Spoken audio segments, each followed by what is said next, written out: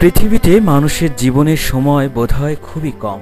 কখন যে কার জীবন প্রদীপ নিভে যায় এটি কেউই জানে না। ঠিক এমনই একটি ভিডিও সামাজিক যোগাযোগ মাধ্যমে ভাইরাল হয়েছে। এই ভিডিওয়ে দেখা যায় এক ব্যক্তি টেইলরের দোকানে নতুন কাপড় বানানোর জন্য গিয়েছেন। এই নতুন কাপড় নিয়ে কত আশা, কত পরিকল্পনা হয়তো তিনি করেছেন, কিন্তু হঠাৎ তার শরীরটা ছেড়ে দেয়। তার চারপাশের মানুষ যার যার কাজে ব্যস্ত।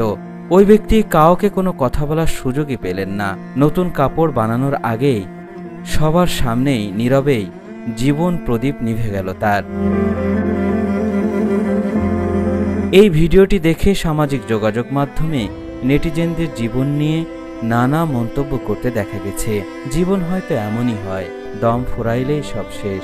এই দুনিয়াতে যে কোনো মানুষেরই এক মিনিটের ভরসা নেই।